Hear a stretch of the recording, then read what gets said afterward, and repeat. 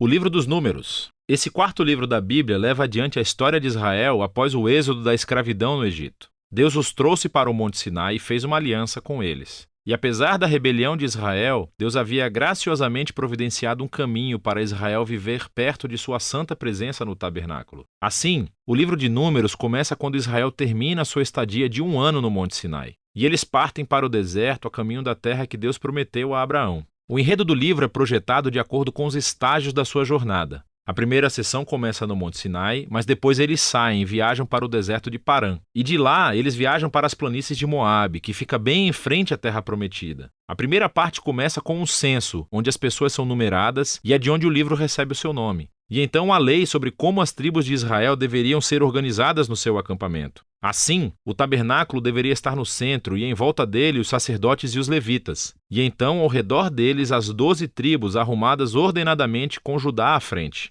Tudo isso fazia parte do simbolismo elaborado de como a presença santa de Deus deveria estar no centro da sua existência como povo. Tudo isso é seguido por uma série de leis que desenvolveram as leis de pureza do livro de Levítico. Se a presença de Deus estivesse entre eles, todo o esforço deveria ser feito para que o acampamento fosse puro, um lugar que pudesse acolher a santidade de Deus. No capítulo 10, a nuvem da presença de Deus se eleva do tabernáculo e guia Israel para longe do Sinai e para dentro do deserto. E imediatamente as coisas dão terrivelmente erradas. No capítulo 11, o povo começa a reclamar sobre a sua fome e sede e como querem voltar para o Egito. E no capítulo 12, os próprios irmão e irmã de Moisés começam a se opor e falar mal dele na frente de todo o povo. Essa viagem não está começando muito bem. A próxima sessão começa quando os israelitas chegam ao deserto de Parã, a meio caminho da terra prometida. E Deus diz a Moisés para enviar 12 espiões, um de cada tribo, para que eles possam espiar a terra prometida. Quando todos os espiões retornam, 10 deles dizem que não há chance de Israel sobreviver lá porque os cananeus os destruirão. Mas há 2 espiões, Calebe e Josué, que dizem que Deus pode salvá-los. Mas os 10 levam as pessoas a uma fúria medonha e começam a planejar um motim. Eles vão nomear um novo líder e voltar para o Egito. Então Deus fica compreensivelmente irritado e Moisés intercede em favor do povo.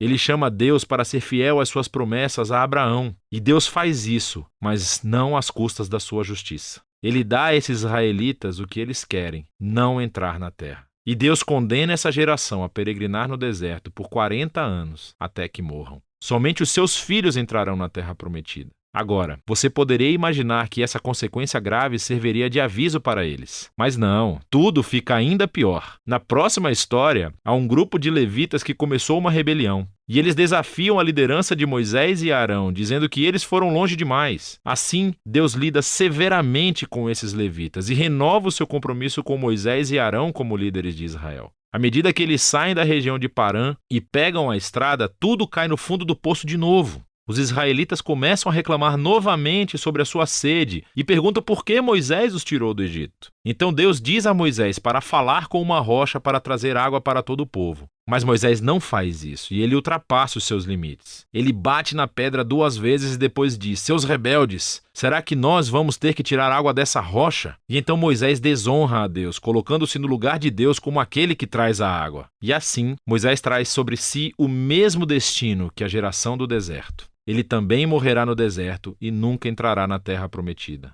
Depois disso, os israelitas se rebelaram novamente, e Deus traz um juízo muito estranho sobre eles, serpentes venenosas para vir e morder o povo. E assim, Moisés novamente intercede em nome do povo. E Deus diz a Moisés para fazer uma serpente de bronze e levantá-la em um poste. Quem olhasse para essa serpente seria curado da picada venenosa. É um símbolo muito estranho, mas está à altura do desafio que Deus impôs: ser fiel à aliança. Ele está certo em trazer justiça ao mal e ao pecado dos israelitas. Mas até a justiça de Deus se transforma em uma fonte de vida para aqueles que buscarão a cura de Deus. A partir daqui, as pessoas vão para as planícies de Moabe. E a primeira parte principal dessa sessão se concentra na figura estranha de Balaão. O rei de Moabe está assustado com esse grupo enorme de pessoas que viaja pelo seu território. Então ele contrata um feiticeiro pagão, Balaão, para amaldiçoar Israel. e 3 vezes diferentes Balaão descobre que não pode amaldiçoá-los. Ele só pode pronunciar bênção sobre Israel. Lembre-se da promessa de Deus a Abraão em Gênesis 12. Assim, Balaão não só não pode amaldiçoar Israel, mas Deus realmente lhe dá uma visão sobre um futuro rei israelita que um dia trará a justiça de Deus a todas as nações. Essa visão lembra a promessa de Jacó a Judá em Gênesis capítulo 49. Vale a pena parar para refletir sobre o fluxo do livro até agora. As histórias de rebelião no deserto se amontoam, ficando cada vez piores.